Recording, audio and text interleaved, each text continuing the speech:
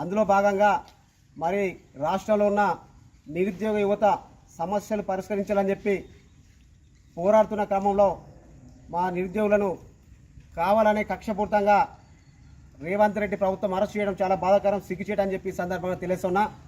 అయ్యా, మీరు ఇచ్చిన హామీలే నెరవేర్చండి. న్యాయబద్ధంగా మా నిరుద్యోగులు పోరాడుతున్న క్రమంలో మీరు వారిని అరెస్ట్ చేసి వారిపైన కేసులు పెట్టాలని చూడడం, కేసులు పెట్టడం యావత్తు తెలంగాణ రాష్ట్రంలో ఉన్న ప్రజలంతా గమనిస్తూ ఉన్నారు.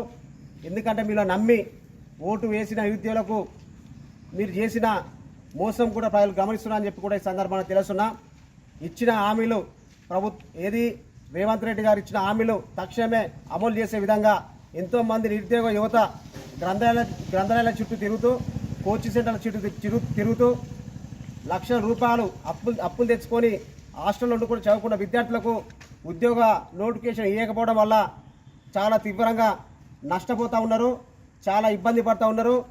కాయ కష్టం చేసి తల్లిదండ్రులు మా పిల్లలు బాగుపడతారని చెప్పి కోచింగ్ సెంటర్ల చుట్టూ కోచింగ్ సెంటర్ జాయిన్ చేయించి వాళ్ళను చదివించిన క్రమంలో మరి ఇప్పటి వరకు తెలంగాణలో నిరుద్యోగులకు నోటిఫికేషన్ ఇవ్వకపోవడం చాలా బాధాకరం. నిరుద్యోగ యువత సమస్యలు పరిష్కరించాలని కోరుతా ఉన్నా. అదేవిధంగా విద్యారంగ సమస్యలు కూడా పరిష్కరించాలి. ఈ రాష్ట్రంలో ఎస్సీ ఎస్టీ బీసీ మైనారిటీ విద్యార్థులు ఎక్కువ స్థాయిలో ప్రభుత్వ విద్యా సంస్థల్లో చదువుకోవడం జరుగుతుంది.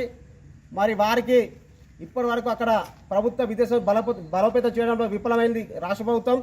అంతేకాకుండా ప్రైవేటు విద్యా సంస్థ చదువుకున్న విద్యార్థులకు ఫీజు రీఎంబర్స్మెంట్ స్కాలర్షిప్ విడుదల చేయకపోవడం వల్ల అక్కడ ప్రైవేటు యాజమాన్యాలు పాస్ అయిన విద్యార్థులకు సర్టిఫికెట్లు ఇవ్వకపోవడం వల్ల వారు పై చదువులో పోదామంటే ఫీజులు కట్టాలని చెప్పి యాజమాన్యాలు వేధించడం వల్ల విద్యార్థులు మధ్యలోనే చదువులు ఆపేయాల్సిన పరిస్థితులు ఏర్పడాయి. కాబట్టి అయ్యా, మీరు సీఎం రేవంత్ రెడ్డి గారు రాష్ట్రంలో ఉన్న సమస్యలు పరిష్కరించండి, విద్యారంగాన్ని అధిక బడ్జెట్ కేటాయించి విద్యార్థులు న్యాయం చేయండి.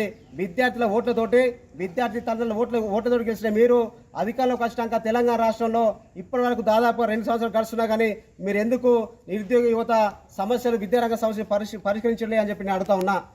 ఈ రాష్ట్రంలో విద్యార్థుల సత్తా ఏంటో, నిరుద్యోగుల సత్తా ఏంటో మేము తెలియజేసేదాకా మీరు చూడొద్దు. మీరంతా ఆలోచించి విద్యార్థి నిరుద్యోగులకు జాబితాలను విడుదల చేసి విద్యార్థుల సమస్యలు పరిష్కరించే మాత్రం రాబోయే రోజుల్లో స్థానిక ఎలక్షన్లో తప్పకుండా అన్ని గ్రామాల్లో విద్యార్థి నిరుద్యోగుల సత్తా ఏంటో తెలియజేయడానికి కూడా మా నిరుద్యోగ యువత విద్యార్థి లోకం అంతా సిద్ధంగా ఉండాలని చెప్పి ఈ సందర్భంగా తెలుసున్నా.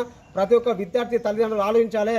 ఈ ప్రభుత్వం విద్యార్థుల సమస్యలు మరియు నిరుద్యోగుల సమస్యలు పరిశీలించకపోతే మాత్రం స్థానిక ఎలక్షన్లో కాంగ్రెస్ పార్టీకి పుట్టగతులు లేకుండా చేయాలని చెప్పి నేను కోరుతా ఉన్నా. ఇప్పటికైనా కానీ రాష్ట్ర ముఖ్యమంత్రి సీఎం రేవంత్ రెడ్డి స్పందించి జాబ్ క్యాలెండర్ విడుదల చేసి నిరుద్యోగులకు ఉద్యోగావకాశాలు కల్పించి విద్యారంగ సమస్యలు పరిశీలించకుండా మాత్రం పెద్ద ఎత్తున రాష్ట్ర వ్యాప్తంగా ఆందోళన కార్యక్రమం చేస్తామని చెప్పి కేయూ గడ్డ నుంచి హెచ్చరిస్తా ఉన్నా.